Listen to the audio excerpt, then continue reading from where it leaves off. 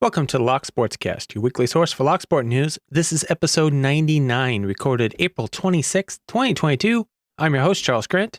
In today's episode, Allegion to acquire ASSA Technologies, a new contender for unpickable lock, a fake lock noob, lock noob plans live Ask Me Anything, attacking an RFID lock, sales giveaways, and more.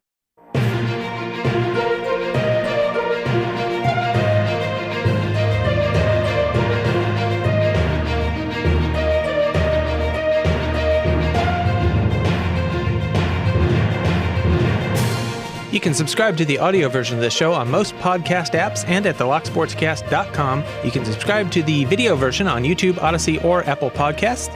Links to stories discussed will be in the show notes. Some apps limit the link to show notes and the ability to post links, but you can always find the full show notes with links at thelocksportscast.com/ and the episode number. So in this case, thelocksportscast.com/99.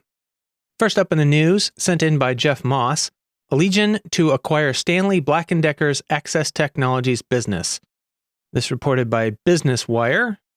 Allegion plc, a global security products and solutions provider, has signed a definitive agreement to acquire Stanley ASSA Technologies LLC and assets related to the automatic entrance solutions business from Stanley Black & Decker Inc. for $900 million cash.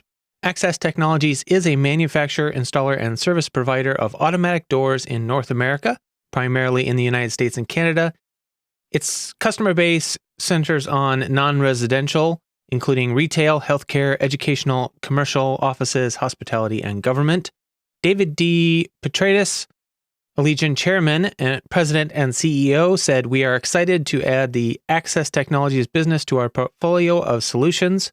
With this acquisition, we will expand in an adjacent market segment, ultimately providing customers and end users with a more comprehensive offering for seamless access wherever they reside, work, and thrive." Brian Pertman, ASSA Technologies president and general manager, said, "Allegion has a proven record of investing in its core business and driving innovation, which will offer significant benefits for our business, employers, and customers." The acquisition was unanimously approved by Allegion's board of directors and is expected to close in the third quarter 2022, subject to regulatory approval, yada, yada, yada. Following the close of acquisition, Allegion expects to operate the ASSA Technologies business as part of the Allegion Americas segment. More consolidation in the market. I'm not sure if that's a good thing or a bad thing in this case, but time will tell. Here's one I found in my notes from a while back that I had forgotten about. This was originally shared in a tweet by B&E A to Z. It is a bank vault time lock collection on the web here. So B&E originally said in his tweet, "What a wonderful collection of vault time locks. This is absolutely a website to visit." And I agree. These things are, they're artwork. They're so beautiful and a really great collection. Just read a short segment out of the page here. It says, "The collection has about 300 examples. Between 1874 and 1885, many entrepreneurs entered the business, but few were able to navigate the litigious environment dominated by the largest players, and to be honest, their designs were often not as good. There were about a dozen makers whose output was less than 50 units. Of those makers, either no extant artifacts are available, or only a few are in either museums or private collections. Some of those can be seen here. Of those makers that met with some success, all of those makers from 1874 through today are represented, and of those, nearly all of the various time lock models each produced are represented." Anyway, beautiful collection of locks. The website looks like something out of the 90s, but the locks are gorgeous. And if you check out the other parts on his site, a lot of clock stuff on there, including what appears to be a very beautiful custom designed clock that the person's been working on. So recommend you go check out that site. Some beautiful timekeeping equipment there. And we have a really cool new design in the quest for an unpickable lock. This one designed by an Andrew McGill. It was posted on Reddit a while back. It says, "I invented a new lock mechanism and made some prototypes in my basement workshop. Now I'd love to see some people try and figure out how to defeat it. I'm a hobby machinist, and a while back I had an idea for how to make a lock that I think should be extraordinarily difficult to pick if you don't know the key bitting. The goal was to make a lock that gives zero useful feedback to a lockpicker. He has a website up, and we have videos from Andrew himself, as well as a video from Mr. Paradise, since he received a version of the lock attempting to pick it. And in reply to my tweet about this, Noob says he has a copy that he's hoping to review soon. So look forward to that. You can find out more either in the linked videos or in the website, which will also be linked in the show notes. And on the subject of Noob, he posted in a tweet this week that there is a Noob imposter out there. Said, well, this is a first. Someone contacted multiple companies pretending to be me and asking for free stuff. Number 1, my actual email is public. Number 2, don't ask for stuff a 2-second search would show I've already reviewed. Number 3, these companies know it's not me. And he shared a screenshot where one of the suppliers had sent me an email, said, well, someone is trying to impersonate you and get products from us. Thought of bringing this to your notice.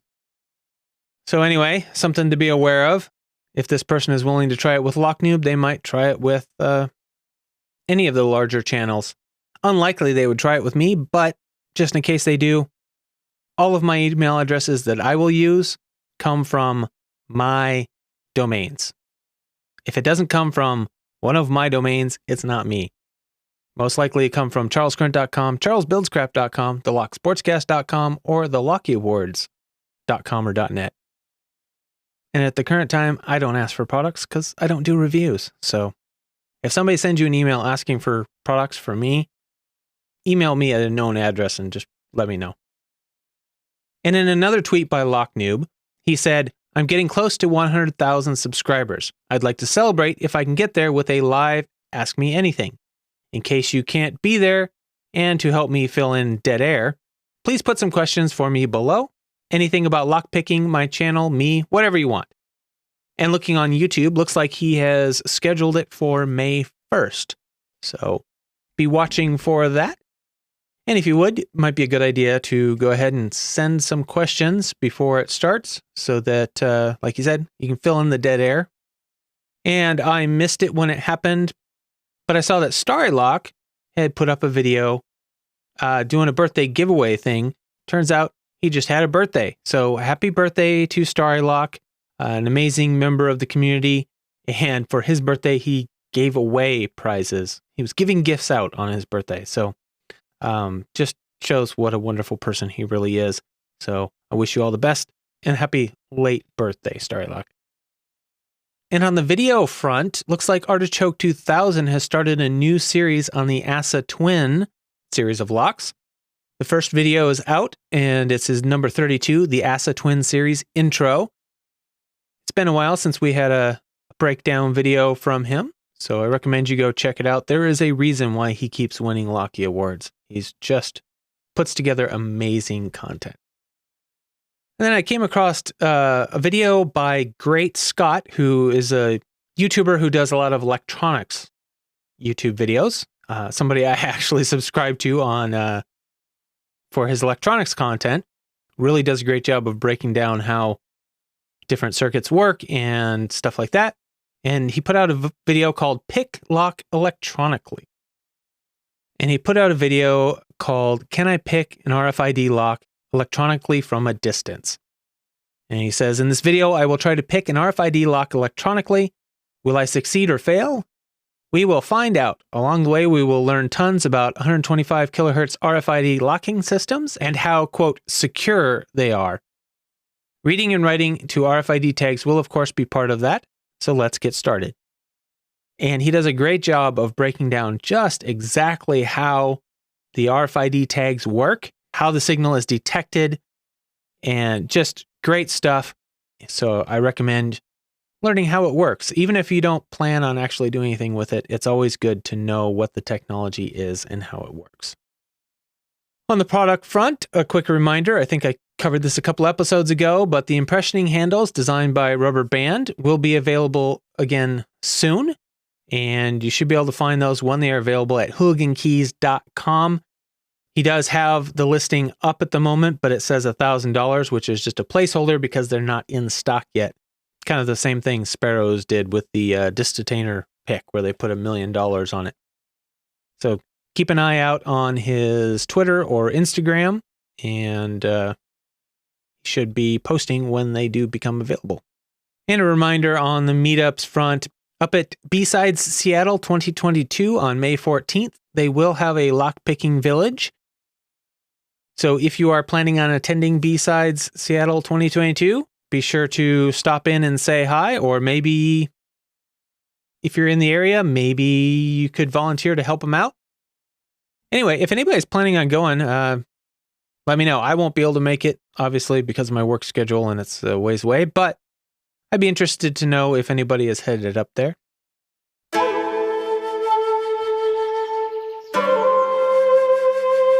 And we have one new red belt to announce on the Lockpickers United belt system. 206 has earned a red belt this week, so congratulations to 206 on your brand new shiny red belt. Okay, it's time to take a quick break and say thank you to the people that made this episode possible. We had a one-time donation of $10 via PayPal from this week's executive producer. I didn't leave a note to say whether they wanted to be anonymous or not, so just I've gone back and forth on how to handle this, and I'm just gonna, if you don't leave a note, I'm gonna assume it's okay to share your first name. If you want to be anonymous, let me know in a note attached to the donation. PayPal allows you to do that. So with that, the producers for this episode are Karim, and the Patreon subscribers, we have Panda-Frog, Michael Gilchrist, Starrylock, Williams Brain, Dave to be Deciphered, Liban's Locksport Journey, Pat from Uncensored Tactical, Three Raccoons and a Coat, Terrell, aka Anthony, Dr. Hogmaster, Clayton Howard, aka Cooltoon, Mog, John Lock, Rat Yoke, Mr. Picker, Cranky Lockpicker, JHP Picking, Bare Bones Lockpicking. Chief content producer for this episode will be Terrell, aka Anthony. Other content producers, Albert LaBelle, Beanie A to Z, Barebones Lockpicking, Jeff Moss, Joe Pix, John Locke, Joshua Gonzalez, Panda-Frog, Pocket Woman, Rubberband, Tony Verley, and Zachary Willard. Thank you to all of you for your support. This show would not be possible without that support. So if you enjoy this show, please help support it. You can do that in many ways. The best way, the number one way, is sending in any news, links, events, giveaway information that you think the community should know about. Send it to podcast@thelocksportscast.com or any of the other methods listed in the show notes. You can share the show with your lockpicking friends.